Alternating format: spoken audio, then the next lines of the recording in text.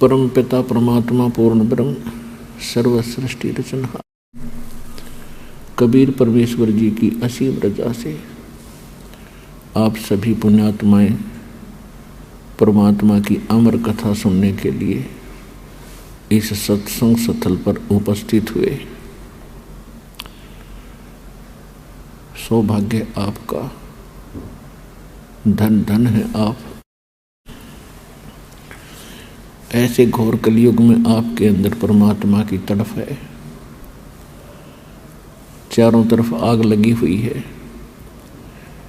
माया को इकट्ठा करने में ऐसी दौड़ लग चुकी है, इंसान कुछ भी आगा पीछा नहीं देखता है, बुरा भला कुछ नहीं देखता है, केवल माया संग्रह करने की होड़ लगी हुई है। सत्संग में आने से पता चलता है कि मनुष्य जीवन प्राप्त करके हमने कौन से कर्म करने चाहिए और कौन से ना करने चाहिए। कोई कसाई है, बकरे काट रहा है, बढ़िया इनकम हो रही है, बड़ा खुश है, उस काम को बहुत अच्छा मान रहा है क्योंकि उसको बेनिफिट घना हो रहा है। अब परमात्मा के तत्व ज्ञान रूपी चश्मों से हम देखेंगे इस ऐनक से तो पता चलेगा वो कितने कुकर्म कर रहा है, कितने दुष्कर्म कर रहा है, कितने खोटे कर्म कर रहा है। इसी प्रकार जो रिश्वत लेता है, मिलावट करता है, धोखा करता है, वो उस कसाई से भी बदतर है। हम मनुष्य जीवन प्राप्त करके ही अपने कर्मों को सुधार सकते हैं और किसी योनि में, किसी शरीर में, किसी बॉडी में, पशु पक्षी के में हम कर्म बना नहीं सकते। अपने किए हुए कर्मों का केवल भोग ही भोग सकते हैं। और जो समय हमारा कर्म बनाने का होता है, सत्संग के अभाव से हम उसमें भी कर्म बिगाड़ने पर ही लगे रहते हैं। और जिस लोक में आप रह रहे हो, हम रह रहे हैं, ये लोक ठीक नहीं है। यहाँ का जो कंट्रोलर है, यहाँ का जो स्वामी है, वो नेक नहीं है, वो परमात्मा नहीं है। भले ही हम उसको परमात्मा कहते हैं, जैसे कोई बदमाशों का ग्रोह होता है, उनका भी एक मुखिया होता है, उसको भी वो अपना मालिक मानते हैं, स्वामी मानते हैं, बॉस मानते हैं। लेकिन वो बॉस उनसे क्या कर्म करवाता है, अंडरस्टूड है। इसी प्रकार यहाँ का जो बॉस है, यहाँ का जो स्वामी है, ये ब्रह्म है। संतों ने इसको काल कहा है। और जिसका नाममय काल है तो उससे हम आशा क्या करें कि वो कोई सुख भी दे सकता आपको, या भूल थी अपने। तो इस काल भगवान ने, ये यहाँ के बोस ने, 21 ब्रह्मांड के स्वामी ब्रह्म ने अपने को दुखी करने का एक बहुत अच्छा सुनियोजित जाल फैला रखे है। और उसके तहत हम फंसे पड़े हैं।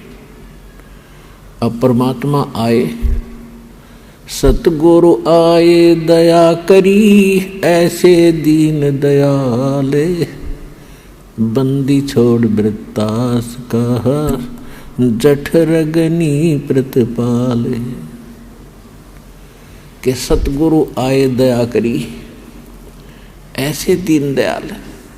और वो दीन दयाल हमारे मालिक हैं, सबके दाता हैं, सबके विधाता हैं और सबके मालिक हैं। और हम अपनी गलती से इस काल के जाल में फंस गए। अब हम विवश कर दिए इसने, एक रोटी और पेट के लिए, कोठी और कार के लिए। हम मर जाते हैं, वो इच्छाएं पूरी नहीं होती। और परमात्मा ने आके हमें याद दिलाया है कि इस मनुष्य जीवन में आपने कौन से कर्म करने चाहिए। श्रीमद् भगवत गीता अध्याय नंबर 4 के श्लोक नंबर 32 में गीता ज्ञानदाता कहता है कि अर्जुन, जो मैंने अभी आपको गीता अध्याय नंबर 4 के श्लोक नंबर 25 से लेकर 30 तक जो ज्ञान दिया है, इसमें कोई तो केवल यज्ञ हवन ही करके संतोष कर किए बैठा है कि मैं साधना कर रहा हूँ और ये मेरी भक्ति बिल्कुल सही है। कोई स्वाध्याय करता है प्रतिदिन, सुबह दोपहर शाम को, सुबह शाम कोई पाठ कर लेता है किसी गीता जी का, वेदों का या अन्य किसी वाणी का, और कोई केवल योग साधनाएं करते हैं, कोई घोर तप तपते हैं, और कोई अहिंसावादी तीक्ष्ण व्रत रखते हैं, जैसे मुंह पर पट्टी रख के डाल के नंगे पैरों चलते हैं। और ये सभी के सभी व्यक्ति अपनी साधनाओं को पापनाशक जानते हैं, लेकिन परमात्मा स्वयं आते हैं, अपने मुख कमल से जो ज्ञान बताते हैं वो तत्व ज्ञान है, उसको सूक्ष्म वेद कहते हैं। वो 5वां वेद है, और उस 5वें वेद के अंदर कंप्लीट कोर्स होता है परमात्मा के पाने का। कंप्लीट साधना है, कंप्लीट ज्ञान है, उसको तत्व ज्ञान कहते हैं। उस तत्व ज्ञान को तू चौथे अध्याय के 34वें श्लोक में कहा, फिर उस तत्व ज्ञान को जो परमात्मा अपने मुख कमल से आकर बोलता है, उसको तत्वदर्शी संतों के पास जाकर समझ। उसके अंदर बड़े विस्तार के साथ धार्मिक यज्ञों की जानकारी है, अर्थात धार्मिक अनुष्ठानों की जानकारी दी गई है विस्तार के साथ कि कौन से कर्म करने चाहिए, कौन से नहीं, कौन सी भक्ति ठीक है, कौन सी गलत है। तो इससे एक बात तो ये सिद्ध हुई कि सूक्ष्म वेद के अतिरिक्त जितने भी वेद हैं, ज्ञान है, गीता है, ये कंप्लीट नहीं है। और इनकम्प्लीट से फिर लाभ क्या होगा? जैसे आप कोई मोबाइल नंबर से कोई नंबर मिलाते हो और एक नंबर ज़्यादा या कम लग जाता है तो आपका वो काम बना नहीं, रॉन्ग नंबर हो गया। ठीक इसी प्रकार आध्यात्मिक मार्ग में, अध्यात्म मार्ग के अंदर कंप्लीट ही साधना चाहिए, संपूर्ण, और संपूर्ण परमात्मा, और तभी हमारा संपूर्ण मोक्ष होगा, पूर्ण मोक्ष होगा। तो आज आपको थोड़ा सा वो सूक्ष्म वेद सुनाएंगे और उस परमात्मा ने उसमें क्या जानकारी है इसकी थोड़ी सी विश्लेषण भी साथ साथ करेंगे। अपने आत्माओं, थोड़ा सा पहले ये बताना अनिवार्य है कि जो जिस ग्रंथ को आधार मानकर दास आपको अब ज्ञान सुनाएगा,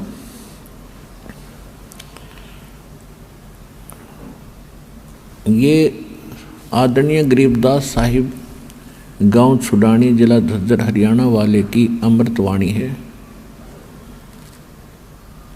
और इन गरीबदास साहिब जी का जन्म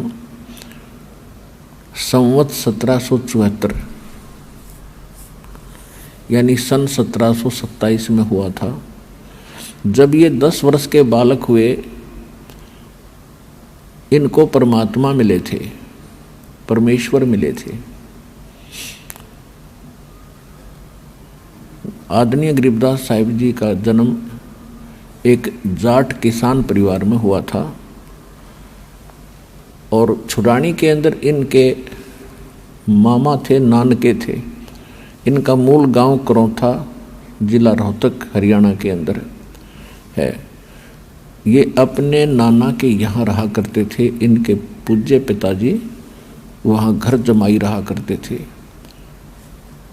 गरीबदास जी के माता के कोई भाई नहीं था, जिस कारण से उनके गरीबदास जी के पूज्य पिताजी श्री बलराम जी धनखड़ वहाँ घर जमाई रहा करते थे। वहीं इनका जन्म हुआ था 10-12 वर्ष के बाद वहाँ रहने लगने के उपरांत।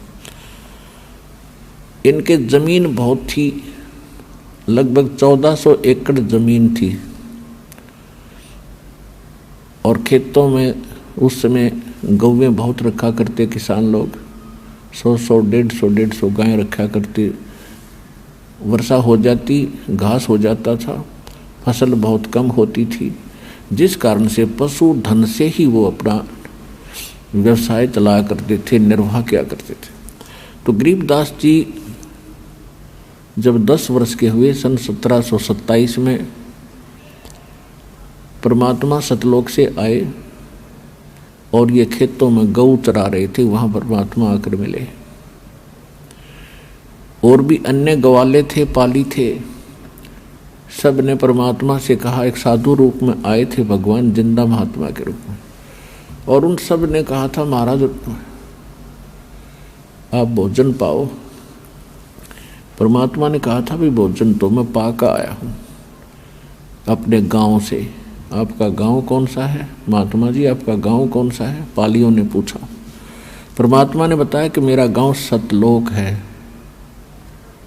अब उनको पता नहीं था होगा कोई गांव कितने सतलोक भी होगा। फिर उन बच्चों ने, पालियों ने, क्योंकि बड़े उम्र के भी थे, 50 वर्ष के, 40 वर्ष के, कोई 20, कोई 10 वर्ष के, सबसे छोटे गरीबदास जी थे 10 वर्ष के। तो सभी ने प्रार्थना की कि देखो आप हमारे खेतों में आए हो, हमारे द्वार पर आए हो, हम साधु संत अतिथि को बगैर कुछ खिलाए पिलाए जाने नहीं दिया करते, हमारा ये नियम है, हमारी आत्मा दुख पावेगी, आप कुछ खा पी कर अवश्य जाओ। तो परमात्मा ने कहा भी दूध पिला दो। उन्होंने कहा जी दूध पी लो, फिर खाना नहीं खाते। तो परमेश्वर ने कहा कि मैं कुंवारी गाय का दूध पीता हूँ। तो जो बड़े उम्र के पाली थे, मैच्योर से, वो कहने लगे बाबा जी आपकी नीत ठीक को नहीं, आप तो मजाक कर रहे हो हमारे साथ, आप दूध पीना ही नहीं चाहते। परमात्मा ने कहा भी देख लो, जब तुम्हारा ये नियम है तो मेरा ये नियम है, कुंवारी गायों का दूध पीता हूँ। गरीबदास जी खड़े हुए, जाके एक कुंवारी बछिया को ले आए और कहा महाराज जी इसका बच्चा भी नहीं पैदा हुआ, ये दूध कैसे देगी? तो परमात्मा ने कहा कि तुम्हारे पास दूध निकालने का कोई पात्र है? तो गरीबदास जी एक छोटा सा मटका उठा लाए, ये लो जी साफ करके रखा है। परमात्मा ने कहा कि इसके नीचे रखो, सतन के नीचे। गरीबदास जी पकड़ कर बैठ गए। परमेश्वर खड़े हुए साधु महात्मा के जिंदा के रूप में थे और गऊ के ऊपर ने थपकी मारी, लंबे लंबे सतन हो गए, अपने आप दूध चल पड़ा, पात्र भर गया, दूध बंद हो गया।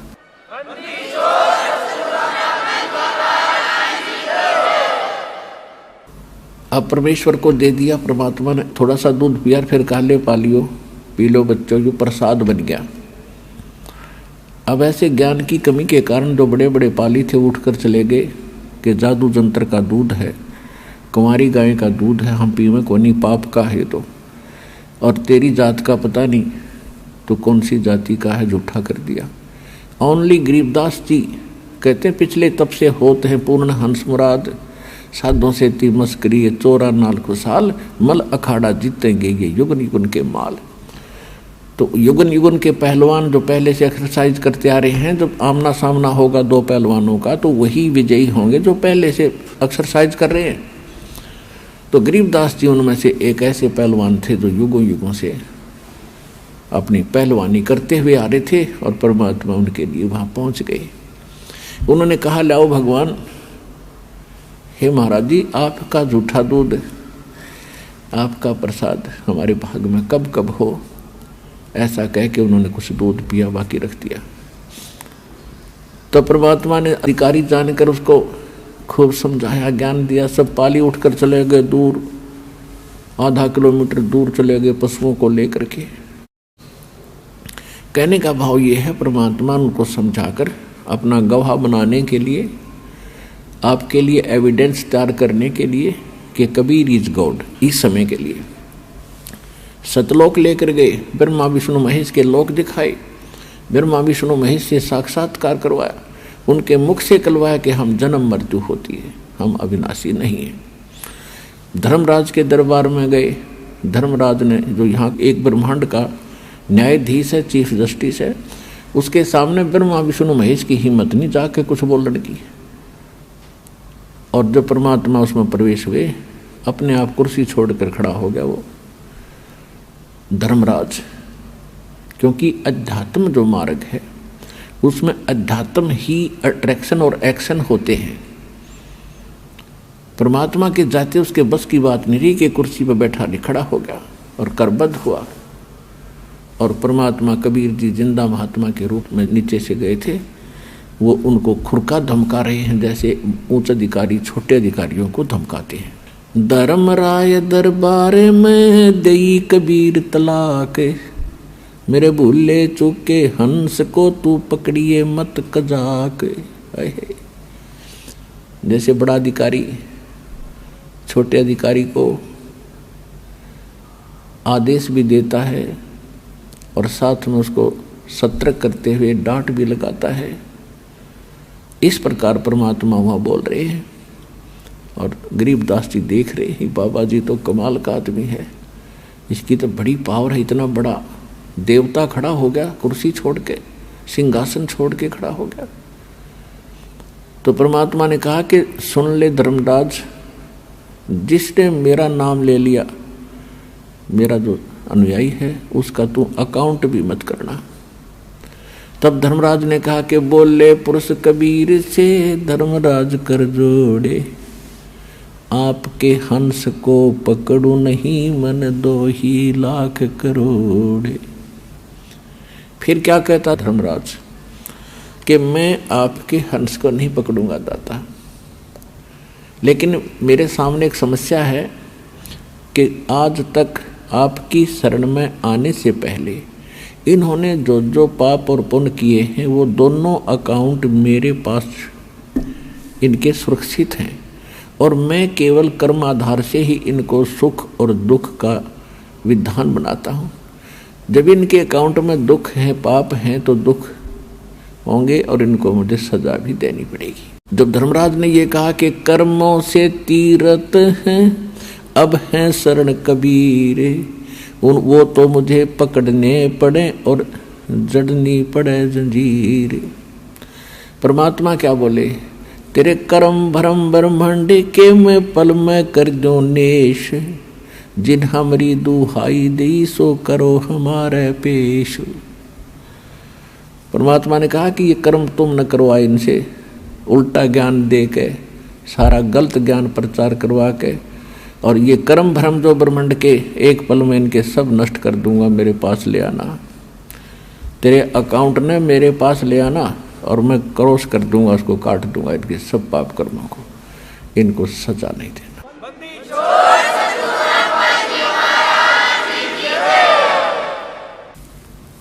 पुण्यात्मा, अध्यात्म मार्ग का अपने को कह भी पता नहीं था आज तक, और हम जिन गुरुओं को गुरु मानते थे वो गुरु नहीं थे, वो टीचर नहीं थे। जो टीचर हमारे अपने अध्यात्म बुक से, होली बुक से के ज्ञान से परिचित नहीं, तो टीचर कैसा? जो अध्यापक अपने पाठ्यक्रम से अपरिचित है, उसके अतिरिक्त ज्ञान सुना रहा है, तो आदमी ठीक नहीं, वो टीचर ठीक नहीं। फिर परमात्मा सचखंड लेकर गए उस प्यारी आत्मा को, गरीबदास जी को वहाँ अपना सारा सब कुछ दिखाया। और वहाँ जाकर गरीबदास जी ने देखा कि एक अन्य रूप में वही परमात्मा सिंहासन पर बैठे, जैसा राजा बैठता है, सिर पर मुकुट है, हीरे पन्ने जड़े हुए हैं, सिंहासन बहुत सुंदर है, बहुत बड़ा एक छतर उनके सिर के ऊपर है सफ़ेद, और एक बहुत बड़ा गुम्बद, मंदिर नुमा गुम्बद है, उसके सेंटर में भगवान विराजमान है। नीचे से जिंदा महात्मा के रूप में जो गए थे भगवान, वो वहाँ चंवर उठा करके अपने दूसरे रूप पर चंवर करने लगे, जैसे एक सेवक अपने गुरुजी पर करते हैं। तो गरीबदास जी देख रहे हैं कि भगवान तो ये हैं जो सामने तख्त पर बैठे हैं, और ये बाबा जी यहाँ का कोई इनका सेवक है। इतने में वो सिंहासन पर बैठे भगवान तेजो में शरीर, यानी एक रोम में करोड़ सूर्य मिला करोड़ चंद्रमा, इतनी रोशनी उस मालिक की। वो खड़े हो गए और बाबा जी बैठ गए तख्त पर, उस सिंहासन पर बैठ गए, और उस चंवर को वो तेजो में शरीर वाले भगवान एज ए सेवक, सेवादार की तरह चंवर कर रहे हैं। बाबा जी पे, जिंदा महात्मा के ऊपर। अब गरीबदास जी देख रहे हैं, क्योंकि बालक हैरान है कि ये बाबा जी है या भगवान है, भगवान ये है या ये है। इतने में तेजों में शरीर उस कबीर परमात्मा जो जिंदा महात्मा के रूप में थे, मालिक उसमें समा गए और इतना नूर हो गया उस दाता का। तब परमात्मा ने कहा कि बेटा गरीबदास, ये जितने भी पृथ्वी पर प्राणी है, 21 ब्रह्मांड के अंदर जितने जीव हैं, वो सभी यहाँ रहा करते थे। देखो सामने नीचे दिखा, उनको अलग स्थान है, वो अलग से 30 सेकंड पोर्शन, सेकंड पार्ट का, तो उसमें दिखा के देखो वो सब इनके बंगले खाली पड़े हैं, कितने अच्छी इनकी शोभा है। ये भोली आत्मा गलती करके चले गए, छोड़ के स्थान। अब उसको देखकर गरीबदास जी ने कहा कि भगवान मुझे यहीं रख लो, मैं नहीं जाता नीचे। परमात्मा बोले बेटा ऐसे नहीं रख सकते, आप जब यहाँ थे आप भक्ति से परिपूर्ण थे और सब इच्छा से गए हो, अब मैं आपको अपनी इच्छा से लाया हूँ। आप नीचे जाओ, मेरे गवाह बनो कि कौन परमात्मा है, आपने आँखों देख लिया है, ब्रह्मा विष्णु महेश से आपकी मुलाकात करा दी है, जिसको नीचे के व्यक्ति सुप्रीम पावर मानकर धोखा खा रहे। और ये धर्मराज था जो सबका न्याय लेखा जोखा करता है, जो आप अभी आपसे मुलाकात कराई थी, और इसको मैंने आदेश दे दिया, दे रखा है, मेरा जो भक्त हो जाएगा, ये अकाउंट नहीं करे उनका, वो मेरे को पास आएंगे, अन्यथा देखो वो कैसे उन्होंने नरक में डाल रखे हैं, किसी को कहीं सजा दे रहा है, ये यही दिलाता है। और जो मेरी शरण में आ जाता है ना, फिर ये काल के दूत उसको सताते नहीं। और जाओ तो आप मेरे गवाह बनो बेटा, आपके भाई बहन बहुत दुखी हो रहे हैं, और कलयुग के अंदर एक ऐसा समय आएगा, मेरा इस काल के साथ वायदा हुआ है, और इसने स्वयं कहा है कि कलयुग में कितने जीव ले जाना। तो जब कलयुग की बिचली पीढ़ी शुरू होगी, तब मैं सबको पार करूंगा, और उसके लिए ये आपके गवाही की आवश्यकता पड़ेगी कि हु इज गॉड, परमात्मा कौन है। तो गरीबदास जी को समझा बुझा के वहाँ से तैयार किया और बताया कि मैं 120 वर्ष काशी में भी रहा था, बनारस में, लेकिन ये भोली आत्मा मुझे पहचान नहीं सकी, और आप जाना मेरी गवाही देना। परमात्मा ने उनके अंदर वो अमृतवाणी फीड कर दी, जो 600 वर्ष पहले परमेश्वर ने कहा था धर्मदास जी को कि 12वां पंथ जो कबीर पंथ से चलेगा वो गरीबदास का होगा, और उस 12वें पंथ के प्रवर्तक यानी गरीबदास जी 1774 में उनका जन्म होगा। तो उनके द्वारा मेरी महिमा की अमृतवाणी पुनः प्रकट होगी यथार्थ ज्ञान की, क्योंकि वो बीच के अंदर जो काल के एजेंट संत आएंगे कबीर पंथ में, वो कबीर सागर में कुछ फेर बदल कर देंगे, अपनी सूझबूझ से वो उसको काट छांट कर सकते हैं। इसलिए इस यथार्थ ज्ञान को पुनः जीवित रखने के लिए, पुनः प्रदान करने के लिए गरीबदास जी के माध्यम से ये तत्व ज्ञान फिर से मालिक ने दिया, जो दास अब आपको सुनाने जा रहा है। तो उसके बाद गरीबदास जी को वापस छोड़ दिया। उधर से क्या हुआ कि बच्चे को मृत जानकर देखा, हिलाकर वो गिर गए, मृत जानकर शमशान घाट पर रख दिया था, चिता पर रख दिया था। अग्नि लगाने वाले थे, तभी परमात्मा ने उनकी आत्मा को वापस भेज दिया। उसके बाद उस परमपिता से प्राप्त ज्ञान को, आंखों देखे ज्ञान को किस प्रकार बोला। ग्रीव कस्तूरी नाम कबीर है, ये बिन छेड़े मैं कंते, आद अंत की कहते हूँ पटतर कोई न संते, नैनो मद निरखत रहे अवगत नाम कबीर, बेड़ा पार लगाए दे सुरत सरोवर तीर, दो नैनो बिच कमल है उजल हिरंबर धाम, शेष शेष पुन रटत हैं जिन्होंने पाया वो राम, सहस 88 ना गए ये 2400 पर चोखे, 3300 पर तलब है कोई बकरा कोई बोके। सहस 88 5 में और 2500 को पूछे, ये तो अस्थिर है नहीं कभी मुकाम कभी कूचे। 10वां तो अवतार है, 10वां जो अवतार है हिमालय का नीरे। भौतक गोते खावेंगे नो सतगुरु कहे कबीरे। ना सतगुरु जननी जन्या जाके माने बाप, पिंड ब्रह्मंड से रहित है जाना तीनों ताप। शब्द संदेशा कहते हूँ बिन बिन भेद विचारे, इनको माया जानियो ये 9-10वां अवतार। कृष्ण कन्हैया राम है बलि 52 अवतार, हिरणाकुश नरसिंह है ये सब माया विस्तार। वो तो अचल अनूप है नूरी देह शरीर, ये करता हो उतरे ये माया के रघुबीर। धरता को करता कहें ये बड़ा अंधेसा मोहे, पारस पद भेंटा नहीं तो जिसको कहिए लोए। लोक अलोकम दीप सब ये पूर्ण पद प्रकाश, धौल धरनी सब जावेंगे थिर रसी आकाश। गरीब आकाश नाश में है नहीं और सब का नाश, शब्द अतीत सुभान है तिथि 12 न मास 12 मास। अब क्या बताते हैं परमात्मा से परिचित ज्ञान से गरीबदास जी के कस्तूरी नाम कबीर है। बिन छेड़े महकंत, कस्तूरी के अंदर से अपने आप सुगंध आती रहती है, उसको छेड़ने और करेलने की आवश्यकता नहीं पड़ती है।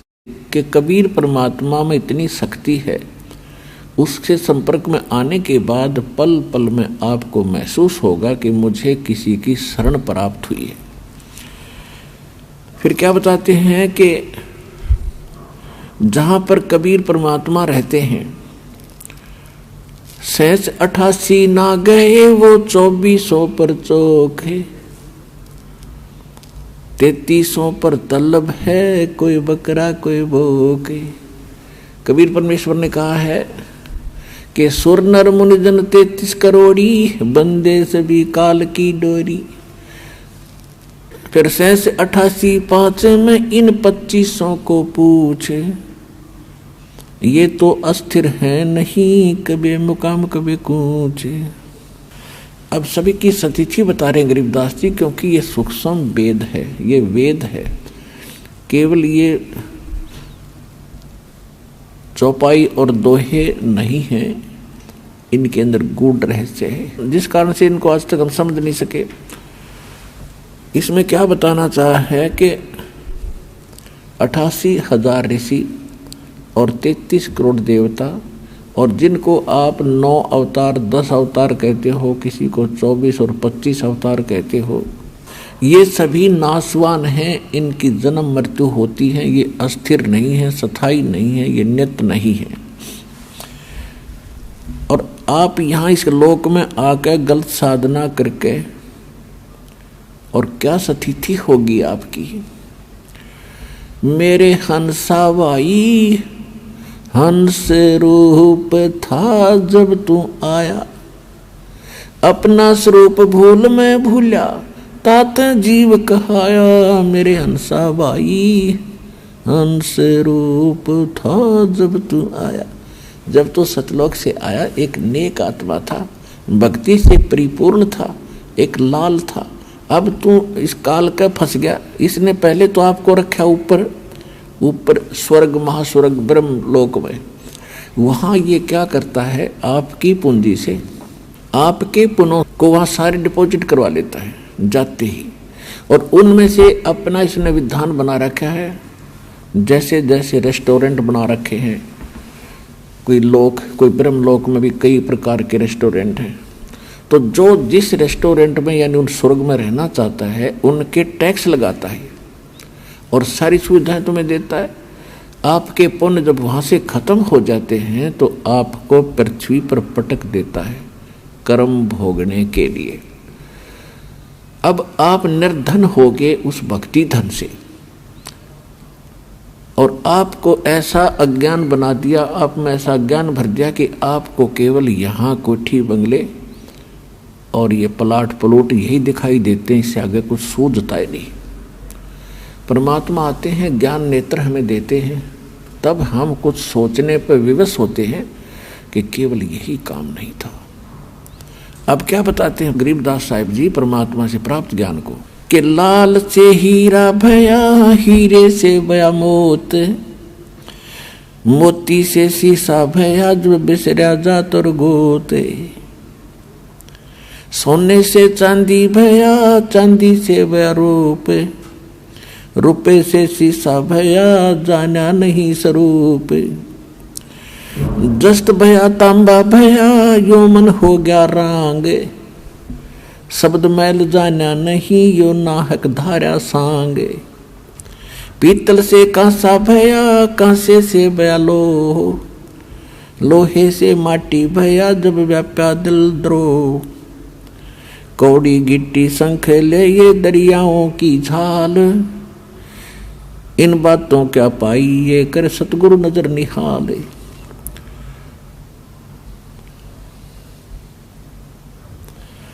अब क्या बताते हैं कि जब तू वहां से आया लाल था, पहले आपको ब्रह्मलोक में रखा, फिर नीचे ब्रह्मा विष्णु महेश के कोम स्वर्ग है उनमें, फिर कोमन स्वर्ग में आपकी पूंजी कम करते करते फिर आपको पटक दिया पृथ्वी पे। लाल से हीरा भया, हीरे से भया मोती, मोती से शीशा भया, जो बिसरा जात और गोती, यानी आप अपने जात और गोत को भूल चुके हो। कैसे? जीव हमारी जाति है ये मानो धर्म हमारा, हिंदू मुस्लिम सिख ईसाई कोई धर्म नहीं है न्यारा। हमारा जो धर्म है और हमारी जाति कौन सी है, आप यहाँ डिवाइड हो गए। फिर मूल ज्ञान में परमात्मा बताते हैं कि आप अपने मूल स्थान को भूल गए। आप कहाँ रहा करते थे, आप वहाँ कितना सुख था। तो इसको कहते हैं जात और गोत को भूलकर आप अन्य ही क्रियाएं कर रहे हो जो शोभनीय नहीं है। अब क्या बताते हैं, सोने से चांदी भया, चांदी से भया रूप, रुपया, रुपये से शीशा भया, जब जाना नहीं स्वरूप, जस्त भया तांबा भया, यानी कति गिरता गिरता गिरावट में पशु पक्षियों तक की योनि तूने प्राप्त कर ली। इसका भावार्थ किया है। और किस लिए? शब्द महल जाना नहीं, ये नाहक धारा सांग। स्वांग हमारा जो ओरिजिनल बॉडी अन्य है, आज हमने मनुष्य का स्वांग कर रखा है, किसी ने स्त्री का, किसी ने पुरुष का। फिर हम गधे का स्वांग करेंगे मनुष्य जीवन समाप्त करके भक्ति ठीक ना होने से। फिर हम गधे का स्वांग करेंगे, फिर कुत्ते का स्वांग भरेंगे, यानी ऊपर का कौर बदल लेना स्वांग कहलाता है। इससे बचने के लिए क्या बताया है, घट में शोक सिलसिला, ये सूतक बड़ा अंधेर, ये दम गिनती के दिए भाई फेर सके तो फेर। अब क्या बताते हैं परमात्मा के घट में शोक सिलसिला और सूतक बड़ा अंधेर, और ये दम गिनती के दे रखे हैं, इनमें भक्ति कर सकता है तो कर ले। जैसे कई भक्त कहते हैं कि ऐसे ऐसे हमें बहुत सा काम है, ऑफिस में बहुत काम रहता है, बैंक में लगे सारा दिन टाइम ही नहीं मिलता है, और घर आते हैं तो और कई प्रकार की समस्याएं होती हैं। कहते बुढ़ापे में भक्ति करेंगे, अभी तो बहुत से काम करने हैं। परमात्मा कहते हैं इस मनुष्य शरीर के अंदर जीव को चांस मिला है परमात्मा पाने का, और ये अटपट करके आप इसको बर्बाद करना चाहते हो, तो आपको ज्ञान नहीं है बिल्कुल भी। क्या बताते हैं कि घट में शोक सिलसिला और सुत तक बढ़ा अंधेर। अज्ञानता के कारण आपकी एक समस्या खत्म होती है, दूसरी तैयार हो जाती, कर लेते हो। उसको ऐसे करना था, उसको ऐसे करना था, वो कहाँ गया, उसको ऐसे हो गया, अब हानि होगी, अब मुझे लाभ हो गया, लाभ हो गया तो कुछ और तैयार करूँगा। परमात्मा कहते हैं ये गिनती के श्वास हैं आपके, गिन कर डाल रखे, एक श्वास भी आपको एक्स्ट्रा नहीं मिलेगा। और जिस दिन वो श्वास पूरे हो जाएंगे, आपकी कोठी, आपके बंगले और ये कार, ये परिवार न्यू का न्यू रह जाएगा। आप कहीं कुत्ते बनकर और दूम लगा कर घूम रहे होगे। तो परमात्मा कहते हैं अगर कुछ किया जाता है तो इसी में करना पड़ेगा, जिससे फ्री होकर फिर भक्ति की सोच रहे हो, यह महागलती आपकी। क्योंकि परमात्मा ने स्वयं आकर के लीला की थी, एक जुलाहे का काम कराया और एक गृहस्थ जीवन जी कर दिखाया। बाकी उनके कोई पत्नी नहीं थी परमात्मा कबीर जी के, और ना उनके कोई माता पिता थे और न ही उनके पुत्र पुत्री थी। पुत्र पुत्री तो उन्होंने 2 मुर्दों को जीवित किया था किसी परिस्थितियों में, कि ताकि ये भोले व्यक्ति मुझे पहचान सकें कि मैं गॉड हूँ, भगवान हूँ।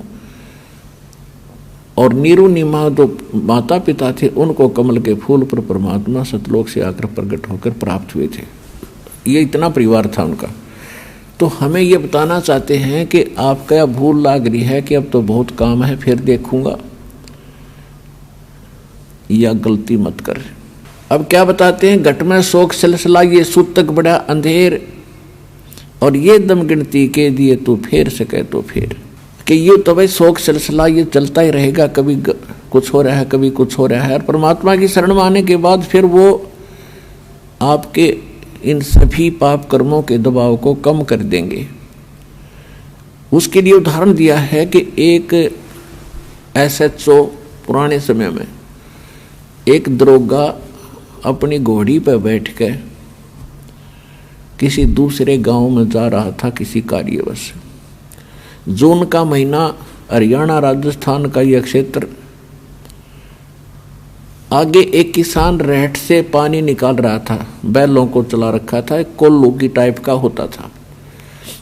नीचे से बाल्टियां बांध कर पानी बाहर निकाला जाता था, बैलों से उसको चलाया जाता था। तो उस समय ऐसे ही ये टेक्निक होती थी, बाल्टियां बांध रखी थी पीपे की, और लकड़ के वो लठ एक पाट बना रखी थी जिसको बैलों से घुमाया जा रहा था। तो वो सारा ही शोर बहुत करता था, उसमें ची चूं चूं चूं बहुत होती थी। अब दरोगा जी को प्यास लगी, दोपहर 12 बजे का समय, उधर से घोड़ी भी प्यासी थी। तो उसने देखा कि सामने पानी निकाल रहा है किसान, वहाँ पानी पीऊँगा और घोड़ी को पिलाऊँगा। अब वो निकट आया घोड़ी सबके ऊपर बैठकर, तो उसमें वो शोर हो रहा था रेट चलने से, चूं चूं ची ची चूं चूं।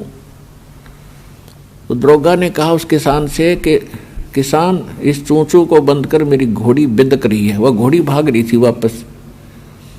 उसने वो रेट बंद खड़े कर दिए, बैल रोक दिए, वह चूं चूं बंद होगी। वो घोड़ी को लेकर निकट आया तो तब तक पानी फील्ड में, खेत में जा चुका था, पानी पी लिया था खेत में, पीने योग्य स्टॉक नहीं था। तो दरोगा जी ने कहा किसान पानी निकाल। उसने बैल चलते कर दिया, फिर चूं चूं हुआ, घोड़ी फिर भाग गया 10 किला दूर। तो उसने कहा ये चूं चूं बंद कर। किसान ने फिर बैल रोक दिया, फिर निकट आया, पानी नहीं मिला। उसने कहा फिर पानी चला, पानी चलाते वो फिर चूं चूं शुरू हुई, घोड़ी भाग गई।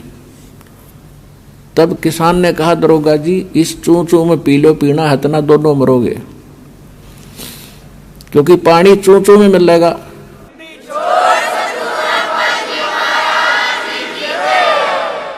तो पुण्यात्माओं, इस काल ने आपके यहाँ चूं चूं ला रखी है। इस चूं चूं में पी गए तो पी गए, ना तो फिर दुर्गति भारी हो जाएगी। घट में शोक सिलसिला ये सूतक बड़ा अंधेरे, ये दम गिनती के दिए भाई फेर सके तो फेर। ये सांस का सेवन कर सके तो कर ले, न तो यो एक दिन समाप्त हो जाएंगे आपके। बाका पर्दा महल का कोई न जाने भेवे, बिन सतगुरु क्यों पाइए ये अटक रहा सुखदेव।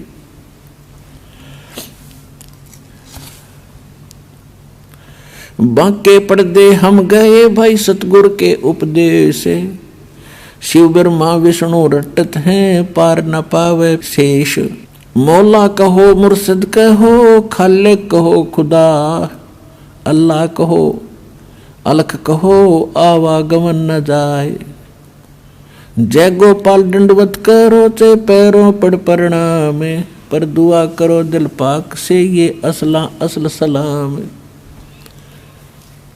परमात्मा कहते हैं कि ऊपरले मनते आप अन्य जो भी साधना करते हो या प्रणाम करते हो, उसके लिए बताया है कि हृदय से प्रणाम करो, तब आपको प्रणाम यज्ञ का फल मिलेगा। कुल का खामिंद एक है दूजा नहीं गंवारे, सबका मालिक एक है दो नहीं है। और दो कहे सो दोज की फिर पकड़ा जा दरबार। अब क्या बताते हैं परमात्मा, कबीर पुरुष सिर मुकट है कोट भानु उजियार, वो दाता जग मंगता वो समर्थ सृजनहार। गरीबदास जी बता रहे हैं कि कबीर पुरुष सिर मुकट है। परमात्मा सतलोक में बैठे हैं सिंहासन पर, उनके सिर पर मुकट है और कोटि करोड़ सूर्यों जैसा उनकी प्रकाश है।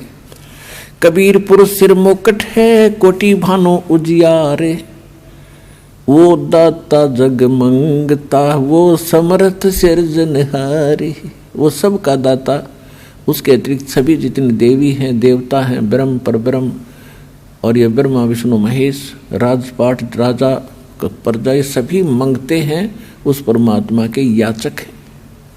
और वो समर्थ दाता, सबका सृजनहार और सबको सब कुछ देने वाला दाता है। जोग जीत करुणा में ये मुनिंद्र कहो कबीर, 12 पंथ चलाई या फिर डगे बदावे धीरे। सब रावण राज तपक 14 सही, रपती कोट असंख्य, जा हृदय सतनाम नहीं वो राव नहीं वो रंग। अब गरीबदास जी क्या कह रहे हैं कि जिसके पास पूरी पृथ्वी का भी राज्य हो और वो भक्ति नहीं कर रहा है तो वो राजा नहीं है, वो तो एक रंक व्यक्ति है, रंक अध्यात्म मार्ग का। और उससे अधिक बताया है कि राम रटत दारिद्र भलो, दारिद्र माने निर्धन व्यक्ति, और चाहे टूटी हो घर की छान, वो सुंदर महल किस काम के, जहाँ भक्ति नहीं भगवान। पूरी पृथ्वी के प्रधानमंत्री राष्ट्रपति से एक मजदूर करोड़ों गुना अच्छा है उस मालिक की नजरों में जो सत भक्ति कर रहा है। वो कंगाल है, वो साहूकार है, वो भक्ति वाला।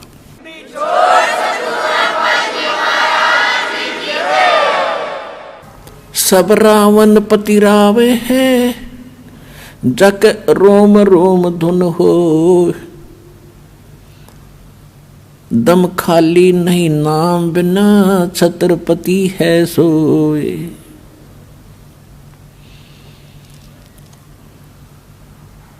हम सुल्तानी नानक तारे दादू को उपदेश दिया, जात जुलाहा भेद न पाया वो काशी माहे कबीर हुआ।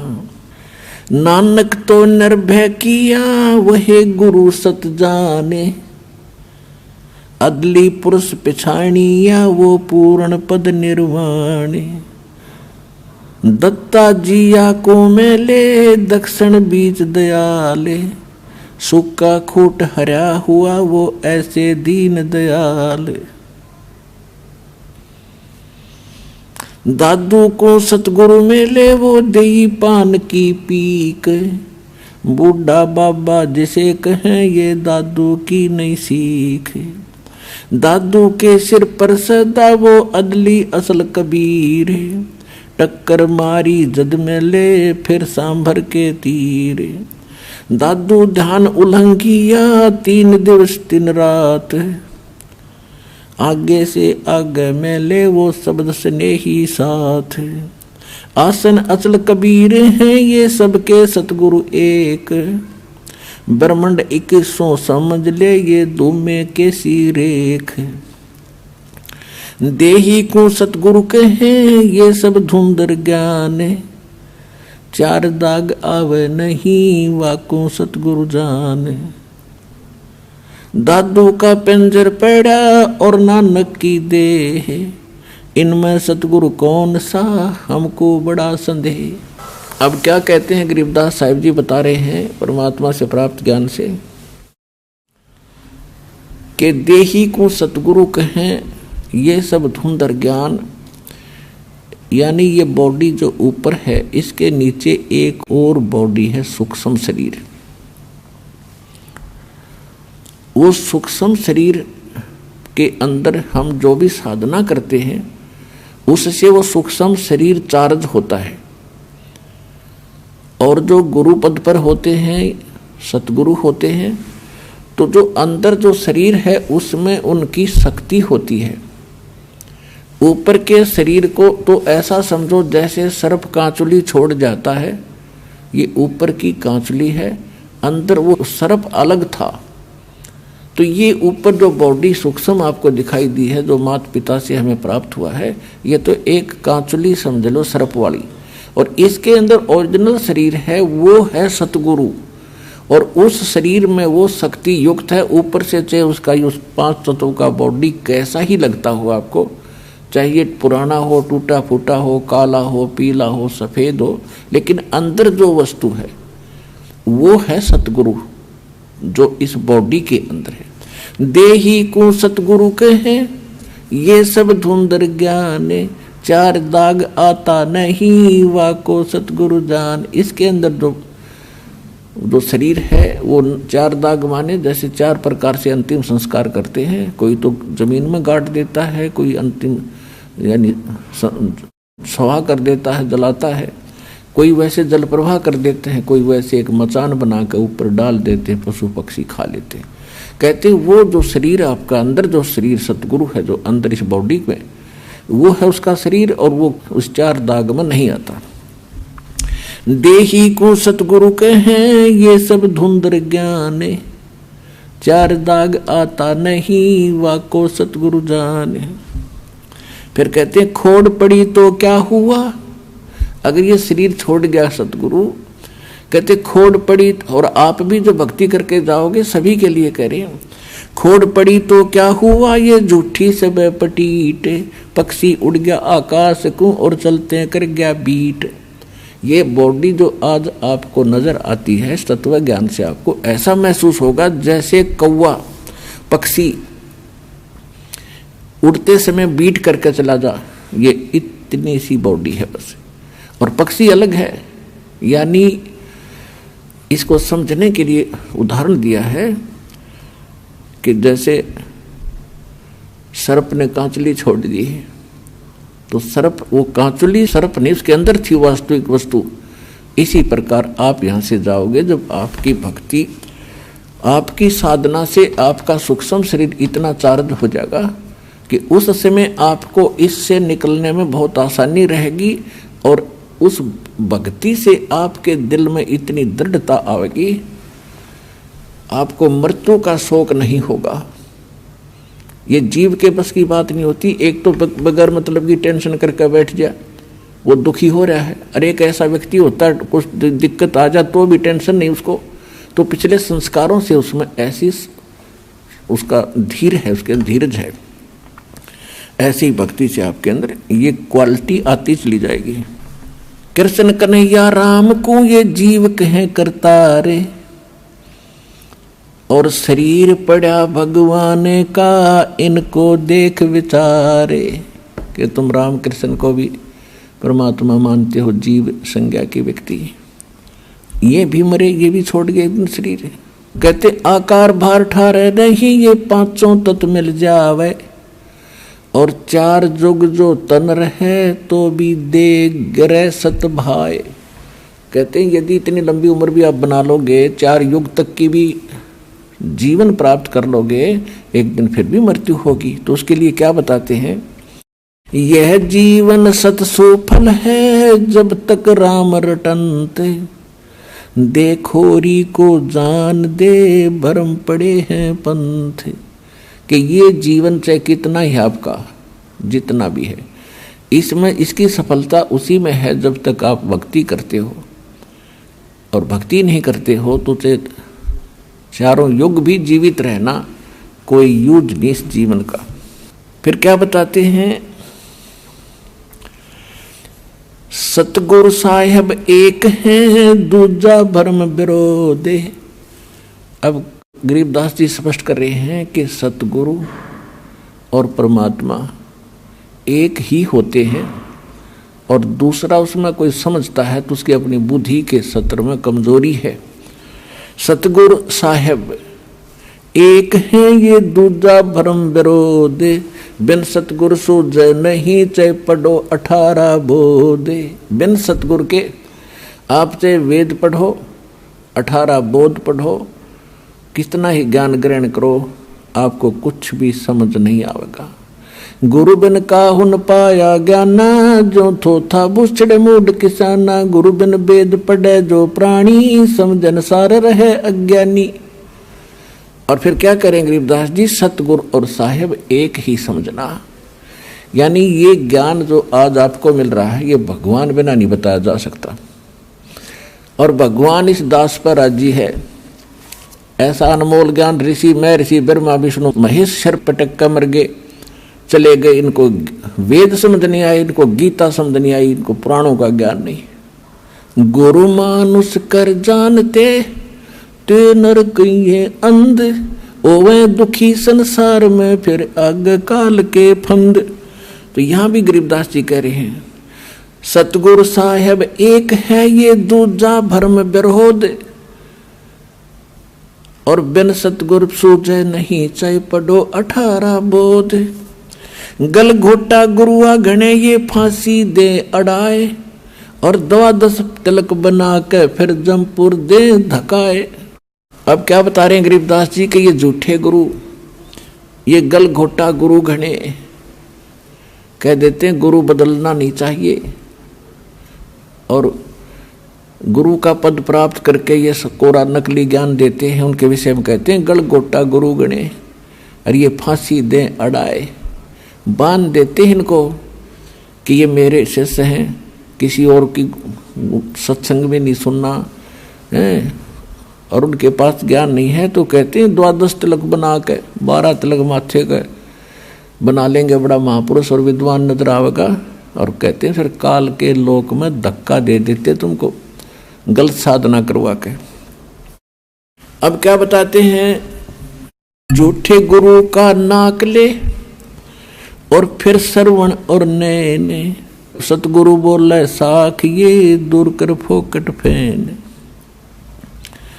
अब यहाँ गरीबदास जी थोड़ा सा उनको सतर्क कर रहे हैं और धमका रहे हैं कि कितने नालायक आदमी हैं जो झूठे गुरु हैं, इतने अनमोल जीवन को नाश कर रहे हैं।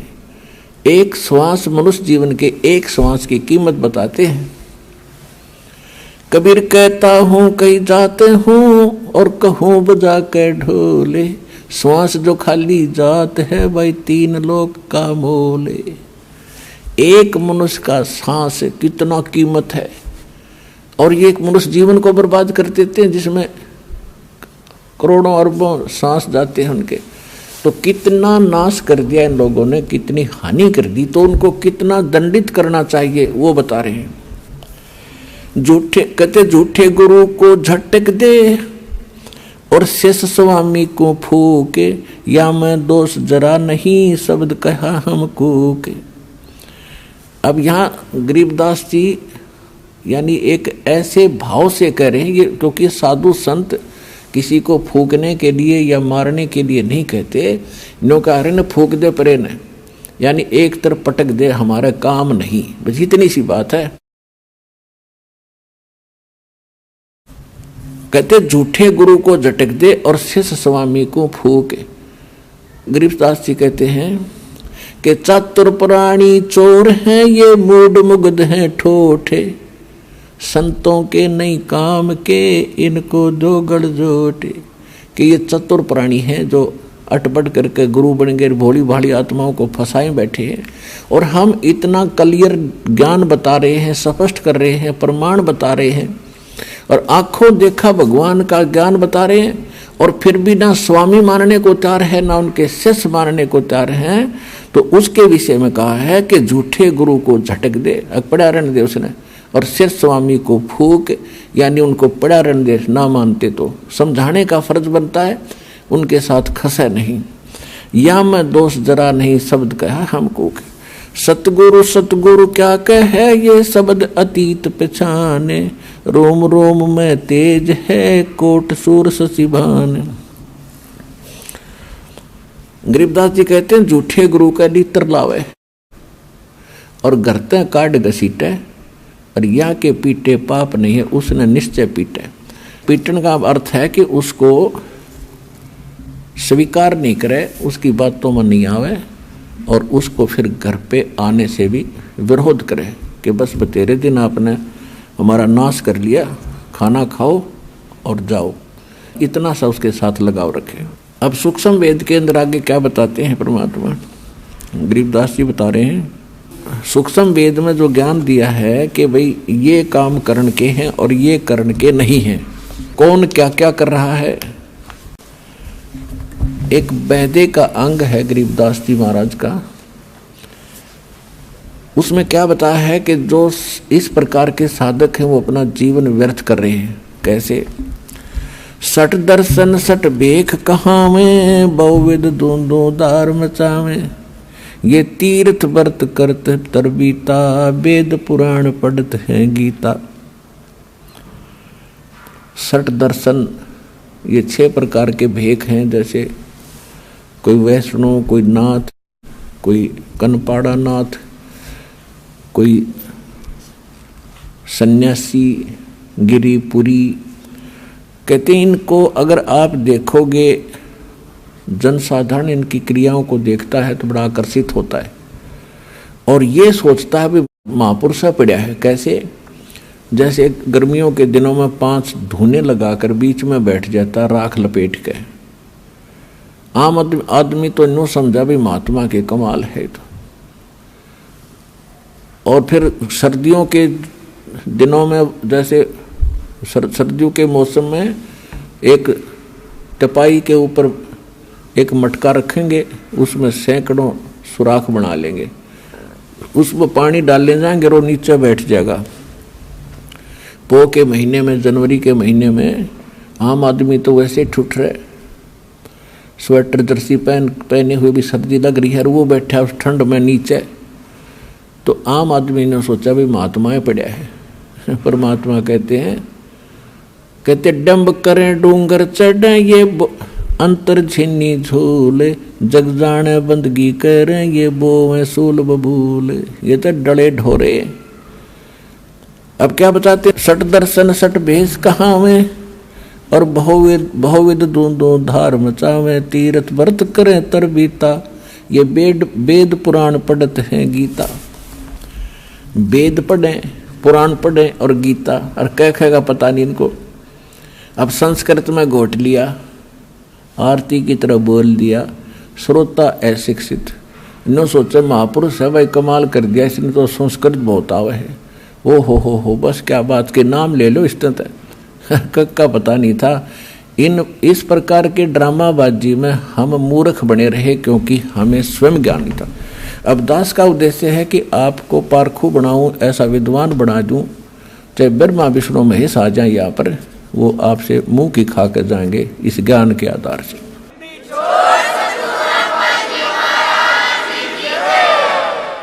चार संप्रदा 52 द्वारे, जिन्हों नहीं निज नाम बेचारे। और माला घाल हुए हैं मुक्ता, ये सटदल उआ बाई बकदा। ओए होए 4 संप्रदा 52 द्वारे, और जिन्हों नहीं निज नाम विचारे। कोई कुछ नाम देता है, कोई कुछ नाम देता है, कोई कुछ साधना का मंत्र बताता है। कहते हैं गीता पढ़ते हो, वेद पढ़ते हो, वेद और गीता में है कहीं ये मंत्र जो तुम दीक्षा देते हो?